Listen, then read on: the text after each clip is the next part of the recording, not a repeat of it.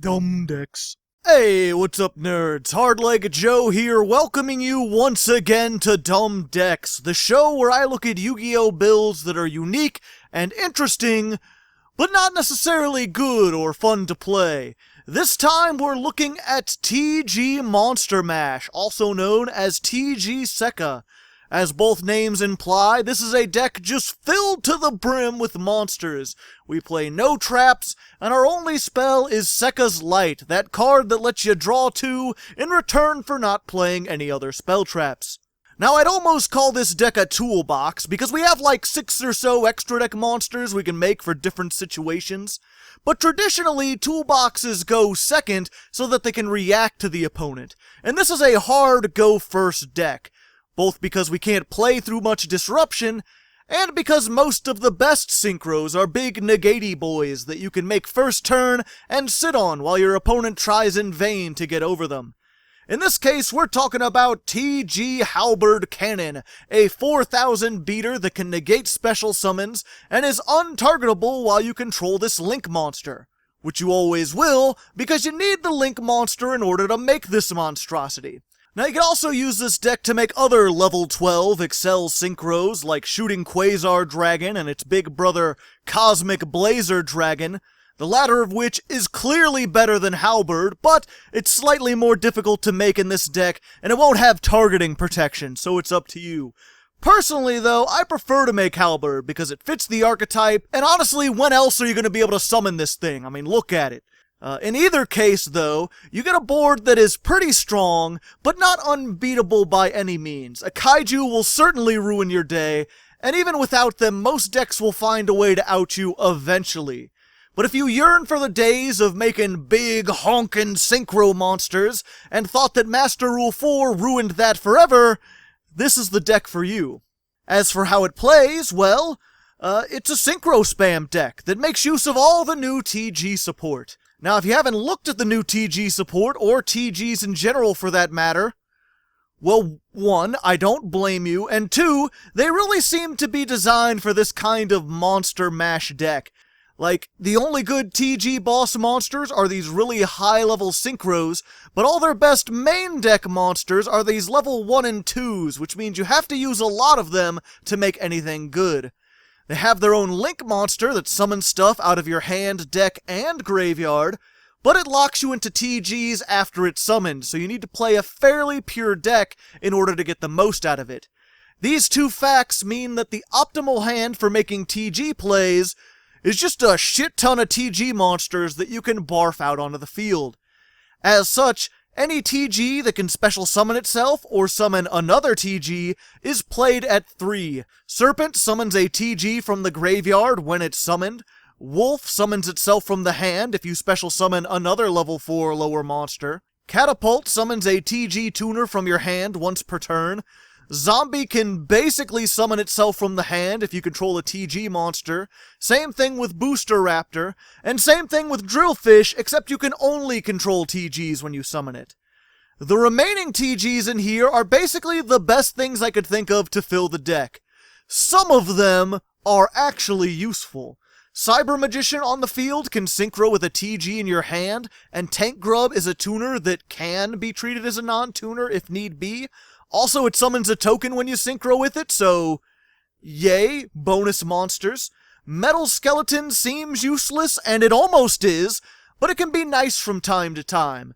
If a TGs you control would be destroyed, you can banish this from your field or grave instead, meaning that if you use this to make Halberd Cannon, you'll have a big honkin' chonker that can't be targeted or destroyed by card effects.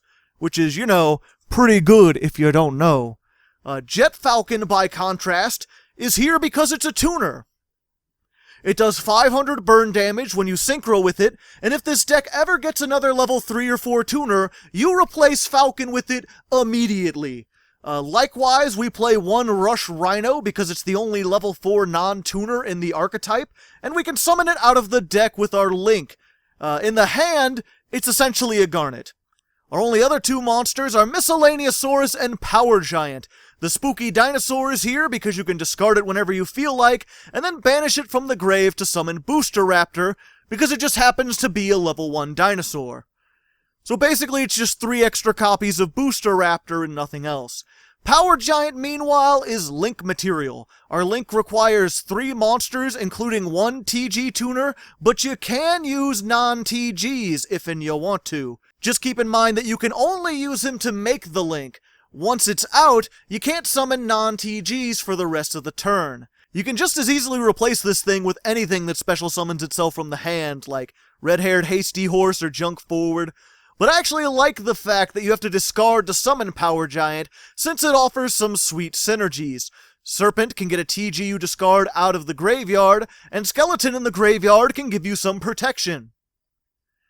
I mean, granted, it's not a lot of synergy, mind you, but I wanted to do something interesting with this deck, other than just play TGs, and, you know, this guy's unaffected by Magic Cylinder.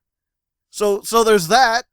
Also, you can summon it on subsequent turns after you've made the Link, and it serves as a pretty decent beat stick. I mean, it outdamages Hasty Horse and Junk Forward, so that's something. Speaking of the Link, I suppose I should mention it now, since it pretty much is the deck. It's a Link 3 with 2200 attack, all good arrows, protects TG synchros it points to from being targeted, and when it is Link summoned, you can special summon 3 TG monsters. 1 from your hand, 1 from your deck, and 1 from your graveyard. They must be in defense, and they must go to the zones this points to, so don't fuck that up. But afterwards, you go nuts with synchro summoning, just as long as you make TGs for the rest of the turn. Restrictions aside, if you can get this effect off, you should be able to build pretty much anything in the extra deck. Being able to pull out 3 monsters, including 1 from the deck, is pretty nice, especially with Serpent able to revive things from the graveyard, and Cyber Magician synchroing with anything left in your hand. If you can make Hyper Librarian before your other plays, he'll let you draw an additional card every time you synchro, usually 2 or 3, and their new level 5 tuner, Star Guardian, gives even more play extensions by allowing you to both add a TG from grave to hand, and then special summon a TG from hand. Normally it's the same monster, but it doesn't have to be. Most importantly though, while your Link locks you out of TGs for the rest of your turn, Star Guardian allows you to synchro during your opponent's main phase. So if you want to play the most dangerous game, you could try to counter your opponent Crystron style by summoning like Black Rose or Crystron Phoenix right in the middle of their plays. This is also how you get your non-TG boss monsters like Stardust Warrior, Blazar, Quasar, etc. But anyway, now that you know how this works, let's see this thing in action and find out why it's such a dumb deck. In this replay, we're going up against a ninja player who opened with no hand traps, which allows us to spend several minutes just summoning the night away. We make use of the Miscellaneous Source play along with Warwolf and a normal summon to get 3 monsters out, make the Link, summon 3 more, summon from the grave with Screw Serpent, then make Hyper Librarian for those sweet draws, then Star Guardian lets us summon out the Cyber Magician we just drew, who in turn syncs with that level 1 in our hand to make a level 2 TG Synchro. This causes us to draw into Sekka's Light, which we can go plus off of, shuffle the Power Giant out of our hand, and then top it off by using everything on the field to make an untargetable TG Halberd Cannon. That's a lot of work for just 1.5 monsters. As for our opponent, they're playing Ninjas, a deck reliant mostly on traps, which is a double-edged sword in this case. On the one hand, they don't have a ton of first-turn plays to counter my board. On the other hand, Halberd Cannon can do nothing to stop spell traps, so on our turn they're going to be doing a lot of Naruto shenanigans. While we're here, I just wanted to take a moment to point out TG Drillfish, which is pretty much the only main deck TG monster with an effect in addition to summoning itself. It can attack directly for 100, and if any TG inflicts battle damage, including itself, you can target a monster your opponent controls and destroy it. It's not much, but compared to everything else in the deck, it's pretty sweet removal that can help your Halberd Cannon get in for maximum damage. Anyway, they end up drawing a useless field spell and can't get their big level monster out of their hand, so we end up winning this one after synchro summoning Wonder Magician to try and pop something. Like I said at the beginning, this deck is kind of a toolbox. We have some neat synchros you can follow your plays up with. It's just rare that you get that far. Most of the time, you end up on something weaker than Halberd Cannon, and even if you do make that, All your opponent has to do is out it once, and you're pretty much done for. Even if it takes their entire hand, you need 3 cards to make the link, plus a 4th in your hand to summon with it, so you're never going to have a follow-up play as strong as your first play. Which is pretty much what makes this a dumb deck. It's a lot of work for a payoff that is pretty sweet, but not sweet enough to win most of the time.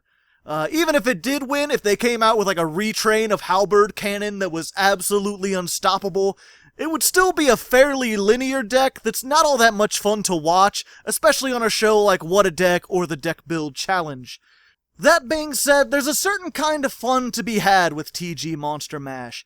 It's got that old school Quasar deck feel. You don't really interact with your opponent in any meaningful way, but creating your board is like a puzzle in its own right. When you start with a random hand and somehow manage to build this huge, complicated synchro that has to be made out of other synchros, you feel like you've accomplished something, regardless of if that monster actually wins you the game. If you're looking for a deck like that and you don't mind the fact that your play-starting link is shut down by every major hand trap in the game, give TG Sekka a try. Regardless, I hope you enjoyed hearing about this dumb little deck. Give the video a like if you'd like to see more dumb decks, subscribe for more Yu-Gi-Oh! Content in general, and if you have ideas for your own dumb decks, leave them down in the comments below. Until next time, good luck, and have fun. I